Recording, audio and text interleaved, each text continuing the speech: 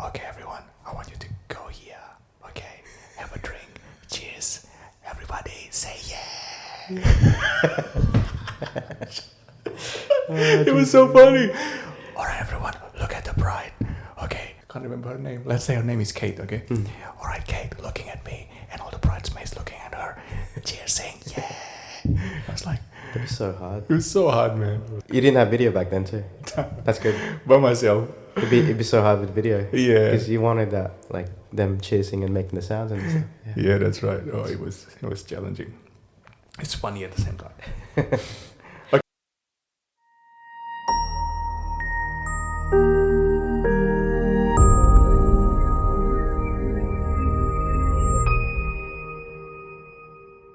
All right. Welcome. Hi, Brett. Hi, Alvin. How you going? Good. How are you? Not too bad. Not too bad. Yeah. That's good. All right. Hello, everyone. Good morning, good afternoon, and good evening somewhere, Wherever you are. wherever you are. Okay. Today we're going to. What are we doing today? We have these common questions the clients ask us, from the photography side and the videography side. And we go from there. Just basically here to talk about and try to answer most of them. Yeah. As best as we can. Yep. Okay. I'll start with the photography side. What strategies do you use to make couples feel comfortable and natural in front of your camera? Right. Sometimes I make jokes. I tell them, something funny. I smile a lot. Just asking questions, really. How are you? Just make them feel comfortable. But I do tell jokes. Sometimes, clients, they're really stressed up. Yeah. Like on the wedding day, Yeah, 100%. there's hardly any smile face and all that. What I would do, I just go up to them, say, hey, how are you going? How was this morning? Have you had breakfast yet? Have you had lunch?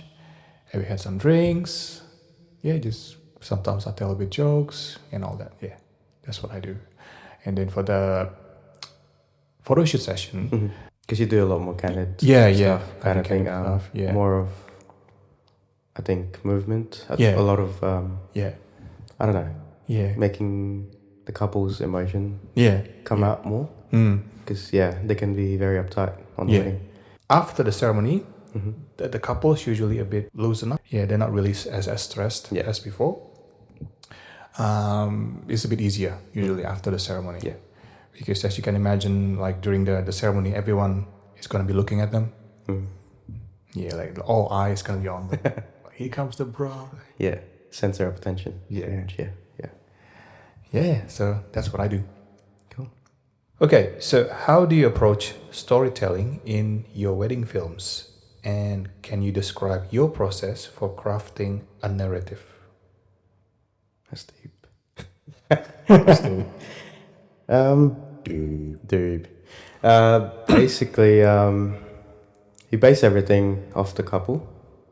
I always meet up the couple beforehand, so I know what kind of vibe they're after. And I do ask them, like, from my previous work, which one do they like the best and which sort of represents them, kind of thing.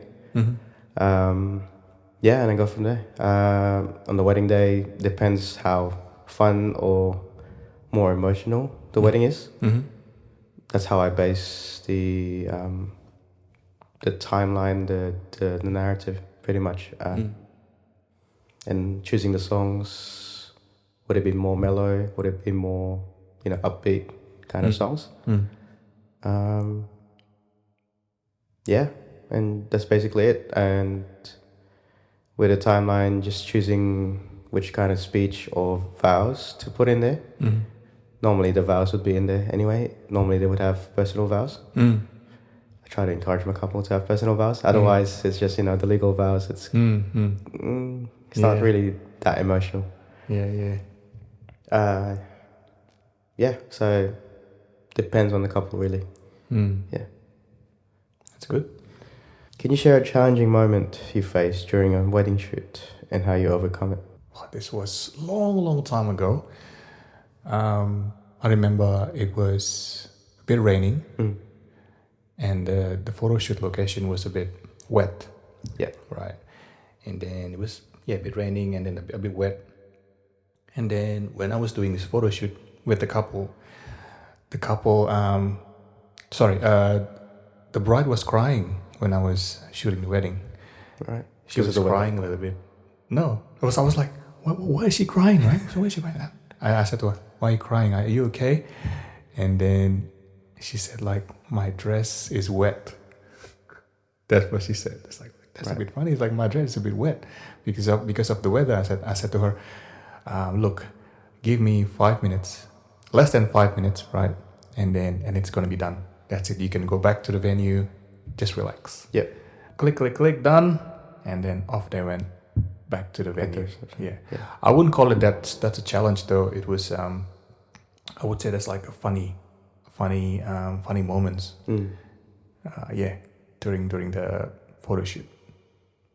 I don't know, maybe because sometimes the brides don't know where they pick the venues. Yeah. And it's all, grass. It's always normally outdoors. And they know the dress is going to get dirty or wet. And, they should account for that. Yeah. That bit if it happens. So, yeah. Yeah, that's right. Yeah, they actually don't think ahead, especially when they do wedding ceremony on the beach. Sand everywhere. Yeah. The hairs everywhere. Because of the wind. Yeah. And all that. That's very challenging for the guest and for us vendors too. Yes. Yeah. Taking photos and videos. Without the shade. And it's normally like bright sun. Bright sun. And then the funny thing is usually we have those like the lovely girls in the background sunbathing. Yeah. Or naked man. Naked. Naked man. Normally, the naked man. Yeah. Yeah. In the background, it's kind of distracting. Like for us, like for me, photography side of thing, I can just remove it easily. Yep. Done. But with videography, it's gonna be a bit hard. The technology is not there yet. Yeah. There's a way to it, but angle it. I know that you can actually remove. Oh, really? People, but it's not easy work. Yeah, hard work. Yeah. I did this ASMR. You know ASMR? Yeah. So I had to whisper like throughout the bride prep session. Why is that? Because she has a baby sleeping the next door. No, she was sleeping in the toilet. The baby sleeping in the toilet? Yeah, because the room was so small. Right. So there was only one room, one toilet. So they put the cot in the toilet. Jesus. So the baby is sleeping there. So throughout the session, I was like, okay, everyone, I want you to go here. Okay, have a drink. Cheers. Everybody say yeah. It was so funny. All right, everyone, look at the bride. Okay, can't remember her name. Let's say her name is Kate, okay? All right, Kate, looking at me, and all the bridesmaids looking at her. Cheers, saying yeah. I was like, it was so hard. It was so hard, man. You didn't have video back then too. That's good. By myself. It'd be so hard with video. Yeah. Because you wanted that, like them cheering and making the sounds and yeah, that's right. Oh, it was challenging. It's funny at the same time. Okay, my turn.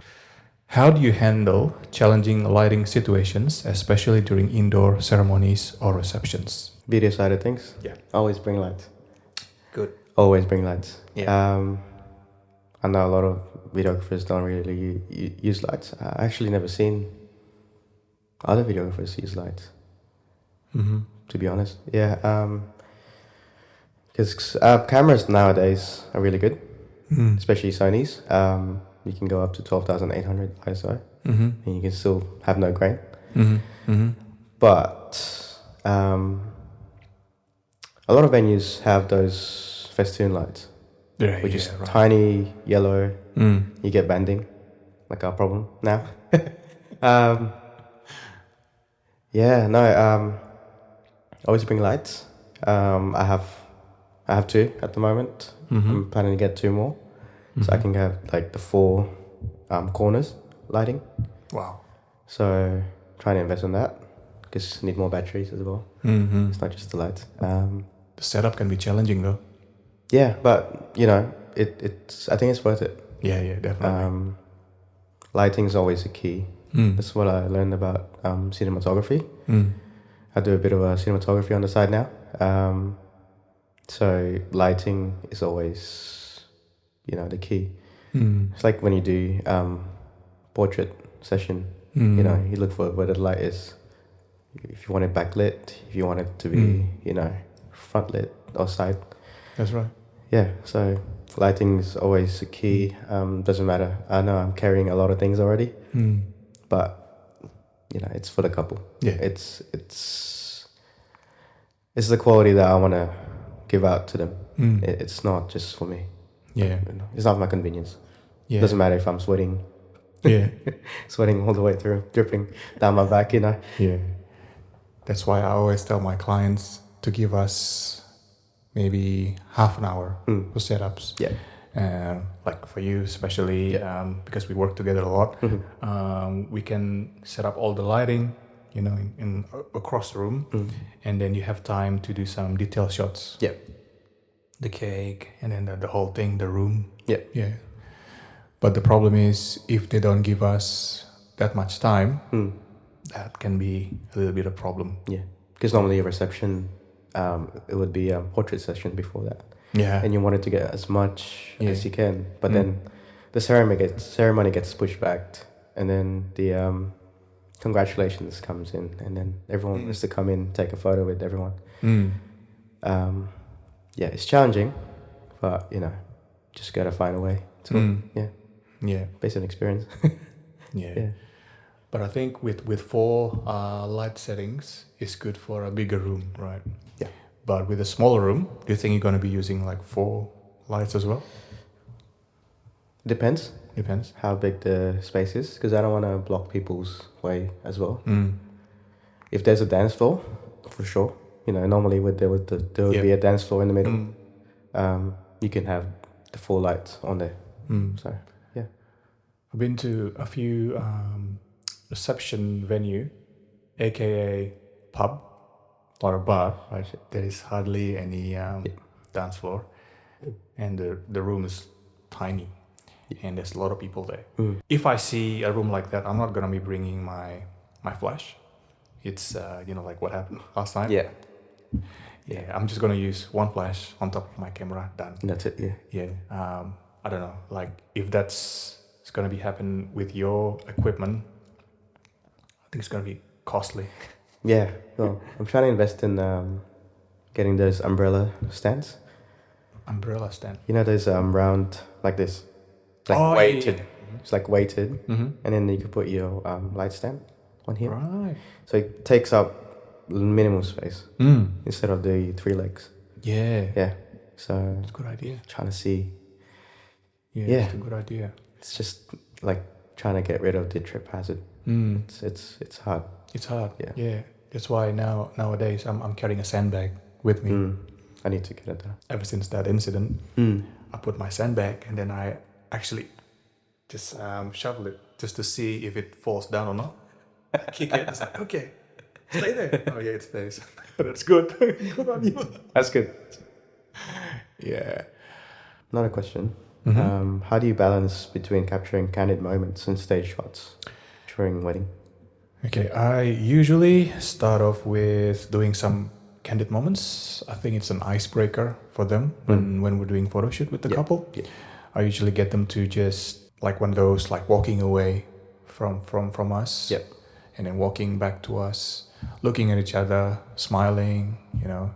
The groom hardly smiles as per usual. Yeah. But yeah, that's fine. I just usually tell the brides like, hey, tell some jokes, you know. Tell some jokes, and then he loosen up a little bit. And then sometimes I get the groom to tell something to the bride and just make some jokes, and everybody's smiling, all happy, and then that is the time I know, okay, they loosen up a little bit. and then I'll do some stage photos where the groom is picking the bride. Yeah, I love that shot, and my specialty with the veil. You know, I look like an idiot. We'll put a video of Alvin doing that. Just whipping the veil back and forth, trying to fit in the wind. There's no wind, just my hand. Just my hand. But yeah, no. Yeah, but that works. Yeah, we'll put a video up on this and then what the result is, so you can see how dedicated we are with this job.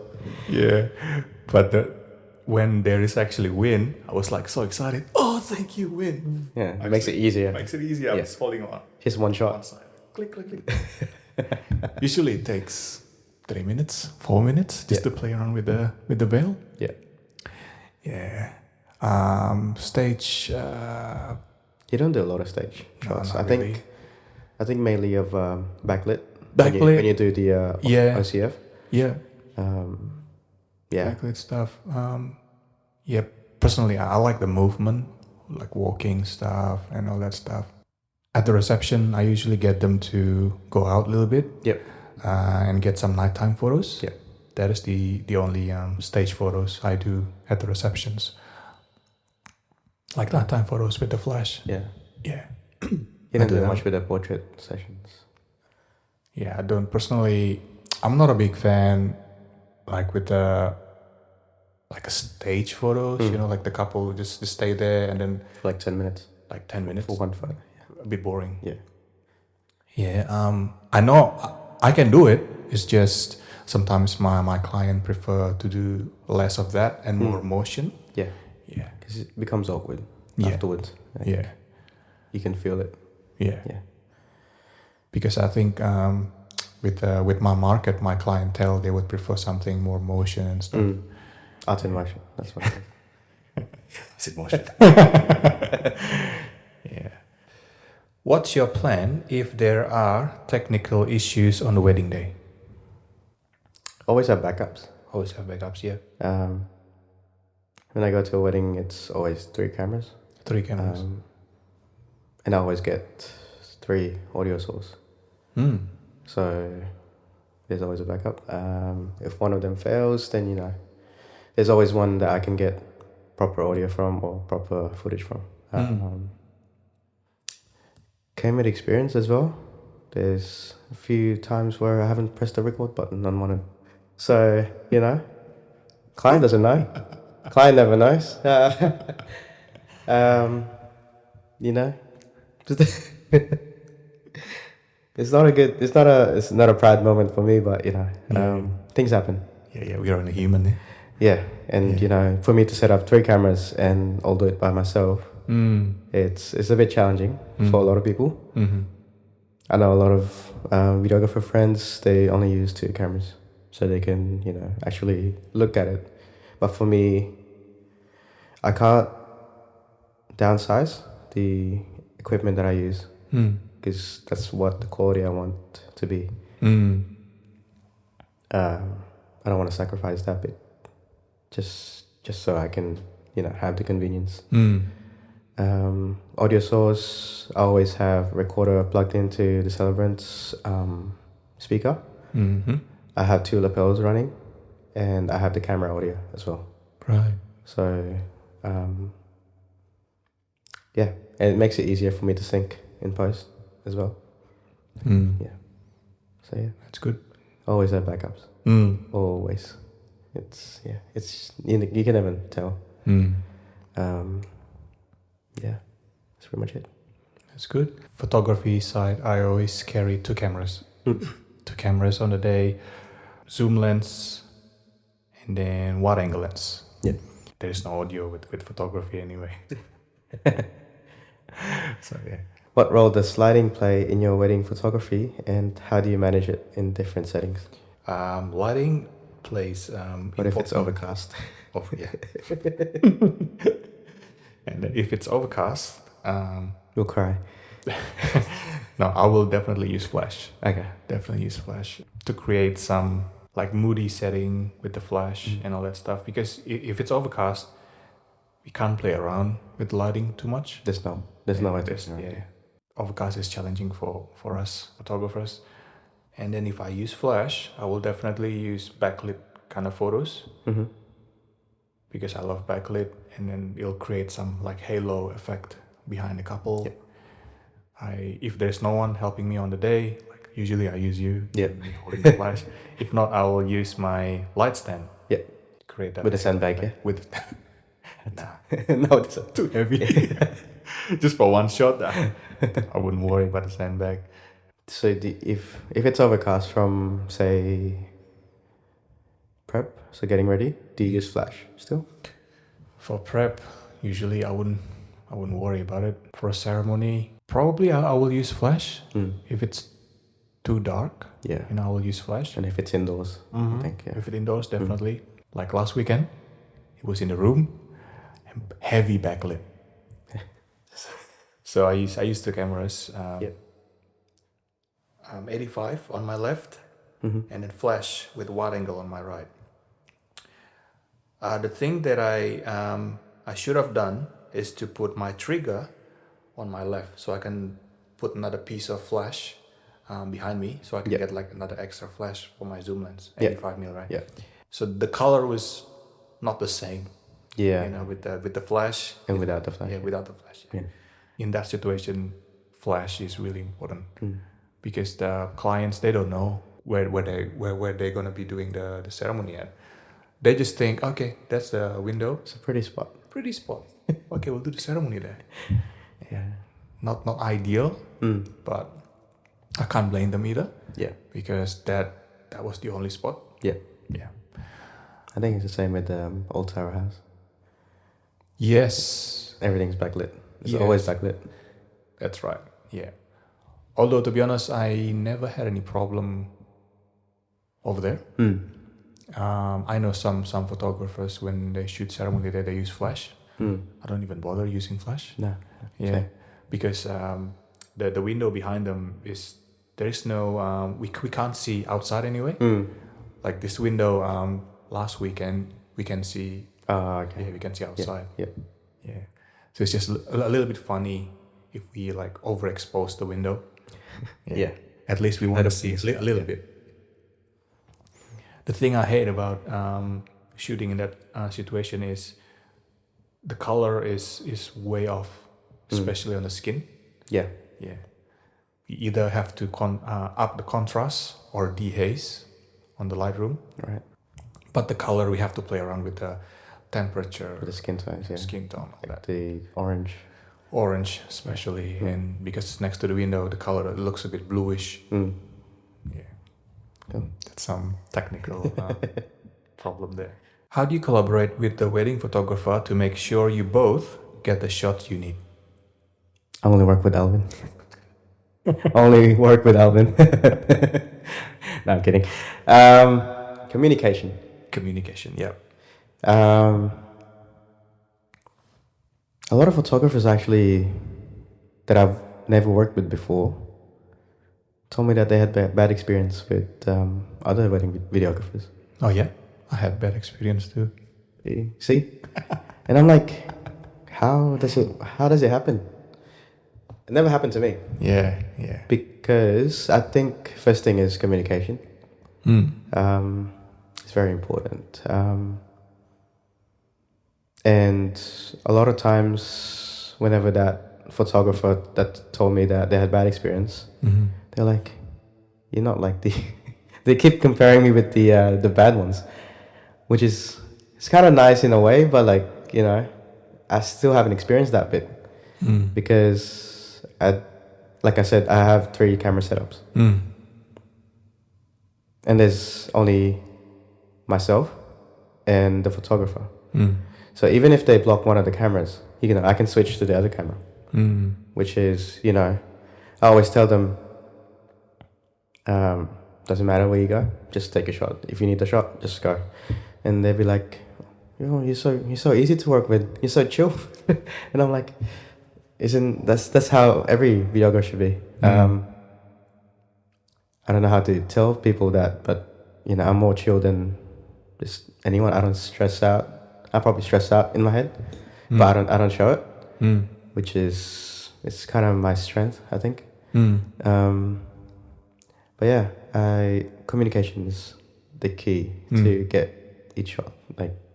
Like we're both there to get the shot that we need for the client. If we're gonna get the first kiss, we'll find a way. I always find a way. I use a long lens too, so I use a 35-150. So I get the wides and I get the tight. So if the photographer's in front of me, I can just move a little bit to the side and just zoom in to get the ring shot or the first kiss. Yeah, just never been a problem for me. But yeah, I think communication, just tell the photographer where you're gonna be. I'll just tell her I have cameras set up on each side, and I'll be going around with a gimbal. That's my usual setup. That's good. That's good. How about your bad experience? What happened there? This happened a couple of times. So this videographer, like when I shoot. What's the name? Nah. Okay. Name drop. Like when I shoot ceremony, the photographer is usually in the front center, right? Getting the wide angle shots. I was at the front and center with my wide angle lens. And this videographer, he was right smack bang in front of me with zoom lens. So, for example, if I'm here, right, to get this view, is that behind the chairs or just next to the front chair? Okay. Yeah. So it's like he's in the view, my view. Right. So instead of getting the bridal party and the couple kiss, this videographer is blocking the shots. Yeah, it's like, come on, man. Just stand next to me so we can get both shots because he's usually using the the zoom lens. Yeah. So why would he need to be? I don't understand. It's happened twice. So I ended up telling the couple, sorry guys, would you mind doing it again? For the first kiss? For the first kiss. More like second kiss. Oh, man. I kind of embarrassed myself, but I need to get my shot. Yeah, of course. Yeah. It's going to go back to you. Yeah. And then, and everything was fine after that. So that happened twice. Same kind of instance? Yeah. Right. But different situation, different videographers. Yeah. So ever since that incident, I kind of have a backup plan. I've been doing with my 85mm with my left hand. Yeah. Wide angle. You got two cameras. Yeah. That's what I do. It's a skill. Especially if I work by myself, that's really helpful. Yeah. I think that's one of the things where I don't like putting tripods in the middle. I know a lot of videographers do it still. Because it's hard to put a tripod in the middle. And if the photographer needs a wide angle shot, they can't Photoshop that tripod because it's too tall. Yes. And it's it's just there's just no way around it as a photographer's side. And if I need the middle shot, I just put my gimbal down. Just a tiny spot there. Yeah, where you can just Photoshop it. Yeah. So a lot of videographers still do tripods in the middle, which doesn't make sense to me. Because I'd rather see the couple's faces when they do the vows, so that's it's like shooting sideways. If I do need a middle shot, then I would go there myself. And if I need a ring shot, in the middle with the photographer. It's always around to everything. Yeah. If you want to work together. That's right. I know some vendors that it's like, why is this guy here? And I'm like, bro, come on, it's not for you. It's not your wedding. Exactly. Yeah. What are the essential pieces of equipment you never leave behind for a wedding shoot? Right. That's what we do. Yeah, exactly. Cameras, number one. But other than camera, that would be my camera straps. I've been using this like a sling bag. Oh yeah. Sling bag. Yeah, it's really helpful because I can put my lenses on a sling bag, my phone, batteries, exactly. Because like like for us, like for me personally, if I run out of batteries, I have to go back to my camera bag somewhere in the corner of the room. It's printing. Yeah, that's not fun. Yeah, batteries, keys, phone, lenses, so I can just easily change. Timeline. I know. Timeline, We spoke about it in the first one, I think. Yeah. Yeah. First episode, guys. First Yeah, episode. watch Look it up. Timeline. Family photo list. Family photo list. Yes. Yeah, 100%. 100%. Yeah. See, I know you very well. Oh yeah. Apple Watch. Apple Watch. Apple Watch. Yeah. But that's on my hand though, on my wrist. So everything's with you pretty much the whole day. Pretty much the whole day. That's good. That's good. Saves you stressing. Yeah. What's your essential pieces of equipment you never leave behind for a wedding shoot?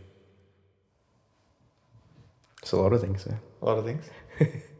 You know me, I carry a lot of a lot of stuff every wedding.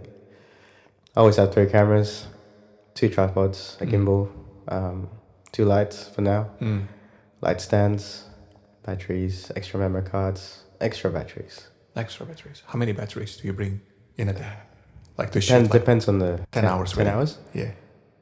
Probably bring around 10 as well. 10? Yeah. Okay. Same. Yeah. I have 20 batteries in total. Which is, yeah. I feel like I need it. Yeah. That's right. Do you bring charger? No. No? Okay. Because I don't want to have a hassle to find a PowerPoint, Yeah. you know, and charge batteries. I just make sure I have extra batteries. But if you have a back-to-back day, the back-to-back wedding. I charge it when I get home. Wow. I just don't sleep. Oh, bad. But yeah. Filters. Use filters? I have ND filters, yeah. ND filters. Yeah, so to get that 180 degree... So yeah, your shutter speed should be double your frame rate. So Right. that's just a videography thing. Yeah. Yeah, I just use ND filters. So it's a variable ND. So it depends on where I'm shooting. Yeah, and I bought a camera recently. Oh, so. yeah. But hopefully I can bring it for the next wedding. Okay. It's got electronic ND, so it's built in. Wow. And it's got auto ND. So if I pan this way and it's bright, it just does it on its own. Dang. And if it's dark on this side, it goes back. Wow. Yeah, but it's gonna be fun. Yeah. So yeah, that's what I bring.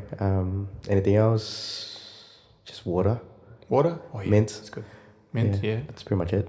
I don't really bring much else for myself. It's always for the wedding. Yeah. Ever since I know you, I always put mint in my bag. It's just easier, and It's really helpful. Yeah, after you eat as well, it's like oily foods. Yeah, it helps. At a reception, especially when we do eat, right, and they're serving us this finger food, it's gonna be oily and stuff. I always have napkins or tissue in my pocket. Right. Yeah. And then when I touch the food, it's really important. Yeah. I always hit the shutter speed like that, right? Yeah. So I always get it like Your middle finger. like this one, either like this. Yeah. Yeah. So I know like I won't touch that top bit. That's good. Yeah. I have no way around it because I hold the whole thing. No, 2 hands. Yeah, it's a bit difficult for you. Yeah. How do you handle unexpected weather changes on a wedding day? Couple of days before the wedding, I always check the weather. The client needs to realize and be flexible with the time. Have plan, backup plan, if something happens. Yeah. You know, because that's really important for everyone. Really. Your guests as Yeah. well. Yeah. If it rains, we won't be able to do photos outside. Definitely, we won't be able to do like photos outside, like having fun, greenery and stuff. There won't be any greenery, backlit and stuff. You know? It's gonna be crappy weather, you know. Indoors, yeah. But it is what it is. We can definitely do some backlit photos with the flash and all, which happens to me actually a couple of years ago. The weather was so crappy, and then we ended up doing photos next to the building, which is in the veranda area there. Yeah. Yeah, because the weather was so bad. Mm. And then there was this funny moments. The bride asked me, Alvin, I want to do photo shoot. And look outside. It's like, wow, not a good idea. Where are we going? Where are we going? It's just over there. It's like, and I looked at the videographer. I was like, you sure you want to do photos? Yeah. My camera is fine. I brought my flash with me. Yep. And I've got another guy helping me to hold the flash. And I've got someone holding the umbrella. Mm. And I said, okay. I looked at the outside. There's like a nice shaded tree, kind of, So we went there. I positioned the couple standing face to face there, and I've got the guy holding the flash behind them. Yep. Checked the flash. It was working, and then suddenly just bucketing rain. Bucketing rain, right? It's like, oh, I was so bloody scared. It's like it's gonna, ruin my camera. What if the camera died? Yeah. Right? It's like, okay, too late. It's already wet. So screw this. Moving on. All right. Okay, guys, just looking at each other, smiling. Umbrella, right? Umbrella is like, click, click, click. Done. Look at the photo. It's one of my best photos ever. Right. Yeah, look it up on my Instagram. It's over there. It's like, oh, so happy with that shot. The couple was so happy. And then, unfortunately, the videographer said, "Nah, it's too dark. It's too wet. I'm going back." All right, can't blame you because it was raining. Yeah. There's hardly any footage to shoot anyway. Yeah. So he went back. But that photo there was one of the best. Yeah, it was crazy. Like every time I showed the photos to my friends or to future clients, they would say, "Oh, is that Photoshop?" Nah, that's real rain there. Yeah. Real rain. There's no Photoshop. Yeah. It's not Photoshop. There's no masking. It's just pure rain. That's how it is. Yeah. That's how it is. Yeah. So yeah, that's good. Have you ever taken a photo of cultural wedding? Yes. Yeah. I think so. Yeah. How do you capture cultural wedding? Depends on the culture, really. Just because I do meet up with the clients beforehand, it's part of my questions, which is, do you have any cultural events in the wedding day? Because I'm not like my knowledge with other culture is not the best. I have my own culture, which is not much. But I'm more used to Western clients where just ceremony, which is like 15 minutes. Yeah, the basic stuff. But yeah, I always meet up with my clients. Always ask them, is there anything that you want me to capture?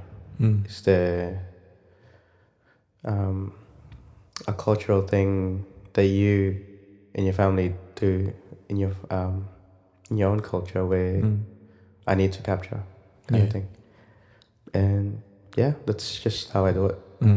There's no other way to do it. I think just communication again with your clients. I guess it's really important for us as photographers, videographers to respect other people's culture as well, to make sure we don't disrupt the whole flow. Yeah. For example, the tea ceremony at the Asian Chinese tea ceremony wedding, where the couple serving tea to the elderly. I've heard like some clients experience when the photographers actually said, "Okay, stop guys, can we do that again? It's too late. The tea's already been served." I've heard that before. Yeah, it's just not right. So just for us photographers, videographers, we just go with the flow. Capture the moment. Make sure you're ready. Yeah, make sure ready. Yeah.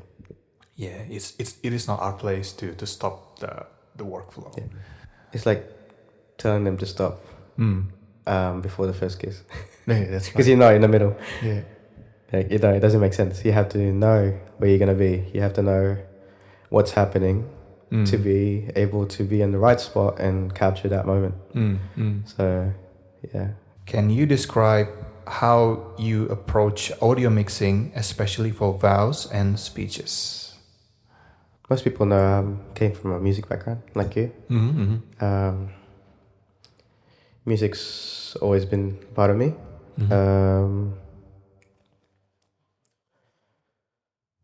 trying to find that the audio that suits the client is probably the hardest thing for me, and making sure that I haven't used it from the previous. Oh, that's a challenging. I've done too many weddings, and Yeah. I haven't really used the same music for two different couples, Wow. which is it's good, but yeah, it's becoming more challenging as far as you go. Yeah, mixing it pretty much you just lower the levels of the song, and then put in the speech or the vowels on top of that, and just make sure it fades in and out instead of it just cutting very quiet and then the vowels on top. So there's you just have to cut it, put in the fade on both sides, and then put in the audio on top. In terms of mixing the songs, with each wedding, I would probably use 2 to 3 songs, and they have to match each other. Even if one is upbeat, one is mellow, the key has to be sort of similar. If it starts with a C, you have to go all the way through or close, or you just have to know how to cut it. So you cut it and then put say the dad's speech on top, and then let the speech run for a bit if it's like an emotional speech, and you start the new song. So there's like a 5-second blank bit there without music. Okay. So there's other ways around it, but yeah, music mixing is not something that I expected to do when I started doing videography. I thought you can just use whatever music. Yeah. But yeah, you can't even use copyright music, which I always tell my clients, it's in my contract. You can't use Bruno Mars. You can't use Ed Sheeran. We're gonna get sued. I don't want that for both of us. Yeah. Yeah. So you use music from MusicBed? MusicBed, Soundstripe. Sounds right. There's another one. There's another one. Epidemic Sound I use Epidemics, as yeah. well. Yeah, I think those are the main 3. Because Epidemic Sounds, they have sound effects as well. So yeah, you can do airplanes. You can do birds chirping. But yeah, all that you have to pay for. Yeah. So it's a monthly subscription. So I know with Epidemics, it's quite expensive, right? 50 US I think per month? Yeah. Yeah. I can't even tell my finances now. Ah, man. Yeah. So that's basically how I mix audio. There's a lot of ways.